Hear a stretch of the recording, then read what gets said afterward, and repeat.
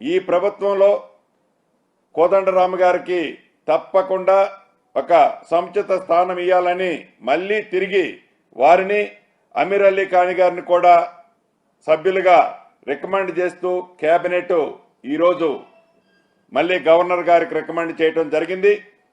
ఇంకొక ఇంపార్టెంట్ విషయం ఏదంటే ఆనాటి ప్రభుత్వం రైతుల పక్షపాతమేమో రైతులని అన్ని రంగాల్లో ఆదుకుంటామని చెప్పిన ఆనాటి ప్రభుత్వం నిజాం షుగర్స్ని ఏ రకంగా విస్మరించిందో మనకు తెలియంది కాదు. ఈ ప్రభుత్వం వచ్చిన తర్వాత ఈ నిజాం షుగర్స్ని రివైవ్ చేయడానికి పెద్దలు శ్రీధర్ బాబు గారు చైర్మన్ గా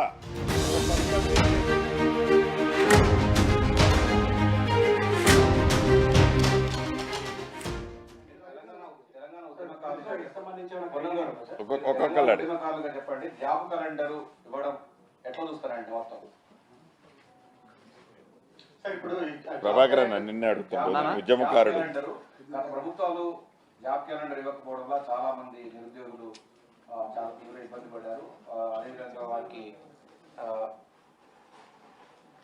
ఇప్పుడు తెలంగాణ ఉద్యమమే నీళ్లు నిధులు నియామకాలకు సంబంధించి ఇవాళ మా ప్రభుత్వం ఒక గొప్ప నిర్ణయం శాసనసభలో, మీరు దయచేసి శాసనసభలో ఒక యంగ్ ఇండియా స్కిల్ డెవలప్మెంట్ యూనివర్సిటీని కూడా ఇప్పుడే ఫౌండేషన్ వేయడానికి గౌరవ ముఖ్యమంత్రి గారు వేరు, అది ఒకటి ఫౌండేషన్ వేసినారు.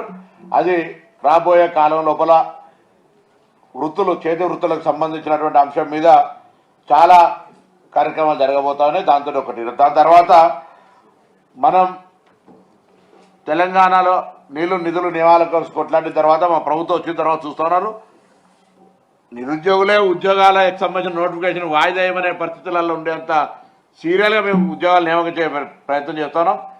అందులో వంగ మళ్ళీ రేపు డిస్కషన్ చేయంగా తినవంగ రుచులు ఎందుకు అన్నట్టు ఒక రోజు రేపు పొద్దుగాల మీరు కూడా దానిలో పార్టిసిపేట్ కాదు.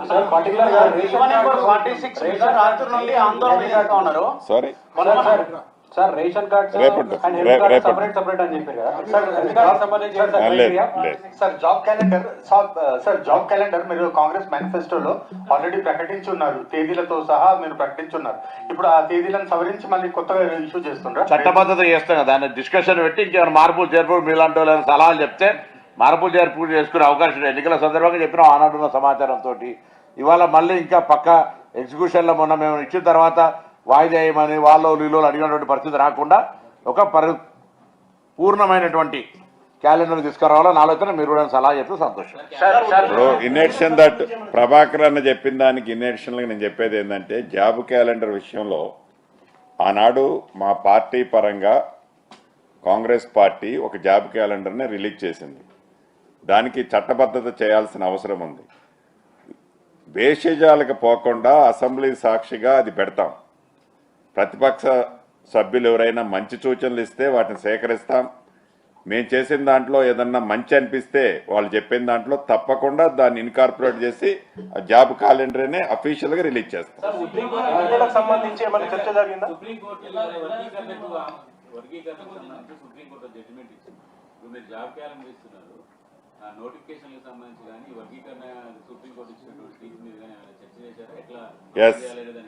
ఈ ప్రభుత్వం అసెంబ్లీ సాక్షినే గౌరవ ముఖ్యమంత్రి గారు చాలా స్పష్టంగా చెప్పారు. ఏదైతే జడ్జిమెంట్ రావడంతోనే ఏదైతే ఇప్పుడు ఆల్రెడీ నోటిఫికేషన్ పిలిచి గ్రూప్ 1, గ్రూప్ 2, గ్రూప్ 3 ఉన్నాయో ఇవి రిలీజ్ షెడ్యూల్ ఏదైతే రిలీజ్ కాకముందు ఈ జడ్జిమెంట్ వచ్చేస్తే ఆర్డినెన్స్ తీసుకొచ్చైనా దాన్ని ఇంప్లిమెంట్ చేస్తామని చెప్పాం. అంటే ఈ ప్రభుత్వం యొక్క చిత్తశుద్ధి మాటలతో కాకుండా చేతలతో ఎలా ఉందనేది అది వచ్చిన కపుల్ ఆఫ్ మినిట్స్ లోనే గౌరవ ముఖ్యమంత్రి గారు నాకు తెలిసి ఈ రాష్ట్రంలో కానీ ఈ దేశంలో కానీ ఎవరు అంత స్పష్టంగా మాట్లాడి ఉండరు. గౌరవ ముఖ్యమంత్రి గారికి ఈ ప్రభుత్వానికి అంత క్లారిటీ ఉంది. గురించి రిజర్వేషన్లు కంటిన్యూ అవుతాయా, రిజర్వేషన్లు మార్చుతారా, ఎప్పటిలోగా పంచాయతీరాజ్ ఎన్నికలు ఉండబోతున్నాయి? డెఫినెట్ గా ఏదైతే ఆల్రెడీ మొన్న కేబినెట్ లో మంత్రులు కొంతమంది ముఖ్యమంత్రి గారితో కూర్చొని చర్చించాం. బీసీ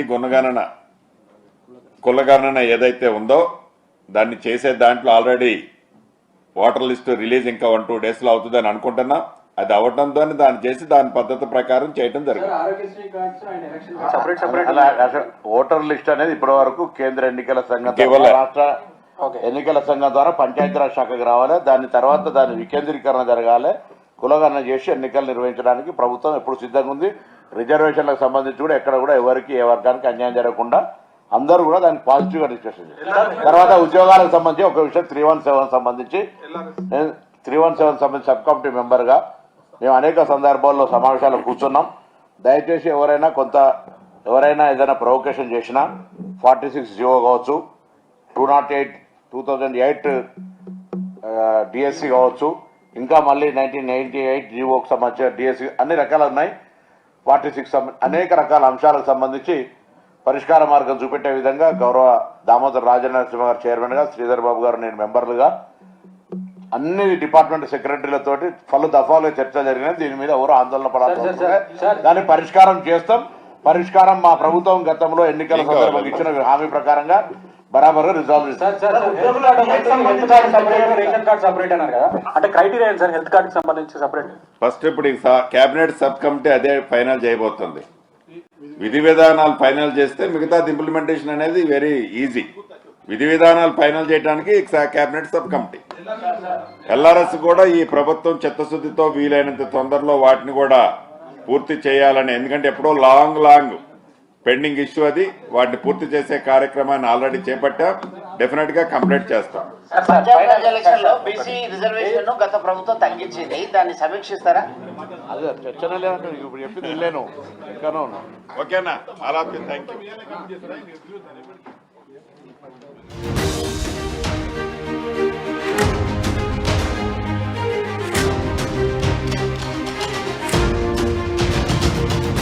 తెలంగాణ కేబినెట్ లో కీలక నిర్ణయాలు తీసుకున్నారు.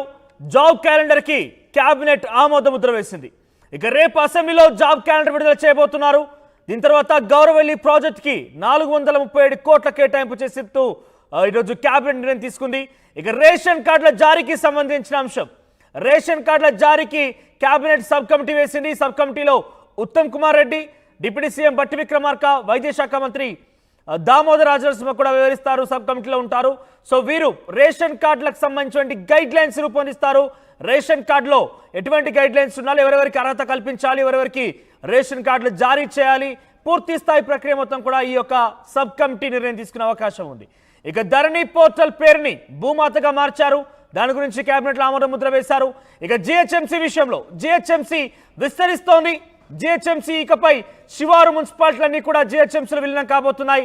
మున్సిపల్ కార్పొరేషన్లు, మున్సిపాలిటీలు పూర్తిగా కూడా జిహెచ్ఎంసీలు విలీనం కాబోతున్నాయి. ఈ అంశంపై కేబినెట్ సబ్ కమిటీ వేసింది. ఈరోజు కేబినెట్ సబ్ కమిటీలో శ్రీధర్ బాబు, సీతక్క, పొన్నం ప్రభాకర్ ఉంటారు. ఇక గతంలో గవర్నర్ కోట ఎమ్మెల్సీలకు సంబంధించిన అంశాన్ని గత గవర్నర్ అటు కోదండరామ్ని, అమీర్ అలీ ఖాన్ నిర్ణయం తీసుకున్నప్పటికీ హైకోర్టు ఇన్ఫ్లుయెన్స్తో, హైకోర్టు ఇంటర్ఫిరెన్స్తో వారి యొక్క డెసిషన్ తప్పుపడడం జరిగింది. గవర్నర్ని తిరిగి ఈరోజు మరోసారి కోదండరామ్, అమీర్ అలీ ఖాన్ పేరుని ప్రతిపాదిస్తూ గవర్నర్ కోట ఎమ్మెల్సీలుగా వారు నిర్ణయం తీసుకున్నారు. కేబినెట్లో దీనికి ఆమోద ముద్ర వేసింది. ఇక రాజీవ్ రతన్ కుమారుడికి మున్సిపల్ కమిషనర్గా ఉద్యోగం, దానికి సంబంధించిన అంశం కూడా ఇందులో పొందుపరచడం జరిగింది. మొత్తం మీద చాలా కీలకమైన అంశాలని చెప్పొచ్చు. రేషన్ కార్డ్, ధరణి, జిహెచ్ఎంసీలో మున్సిపల్ కార్పొరేషన్ల విలీనం సంబంధించిన అంశం, ఆ తర్వాత ఇటు పూర్తి స్థాయిలో ధరణికి సంబంధించి, ఎల్ఆర్ఎస్ సంబంధించి రకరకాలుగా, అంటే ఓవరాల్గా 5 కీలక అంశాలని చెప్పుకోవచ్చు. ఒకటి ఎమ్మెల్సీల ప్రతిపాదన, కోదండరామ్, అమీర్ అలీ ఖాన్ని తిరిగి గవర్నర్ కోట ఎమ్మెల్సీలుగా ప్రతిపాదిస్తూ కేబినెట్ ఆమోద ముద్ర వేసింది. ధరణి పోర్టల్ పేరుని భూమాతగా మారుస్తూ ఆమోద ముద్ర వేసింది. జిహెచ్ఎంసీ విలీనానికి సంబంధించి శివార్లో ఉన్నటువంటి మున్సిపాలిటీలు, మున్సిపల్ కార్పొరేషన్ల విలీనాన్ని జిహెచ్ఎంసీలో విలీనం చేసే అంశంపై సబ్ కమిటీ వేసింది. సబ్ కమిటీలో శ్రీధర్ బాబు, సీతక్క, పొన్నం ప్రభాకర్ ఉండబోతున్నారు. ఇక గౌరవెల్లి ప్రాజెక్టుకి 437 కోట్లు కేటాయిస్తూ నిర్ణయం తీసుకుంది.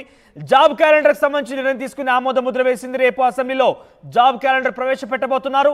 ఇక మరొక కీలకమైన అంశం రేషన్ కార్డ్. మరోవైపు రాజీవ్ రతన్ కుమారుడికి మున్సిపల్ కమిషనర్గా ఉద్యోగం కూడా ఇస్తున్నట్టుగా నిర్ణయం తీసుకుంది.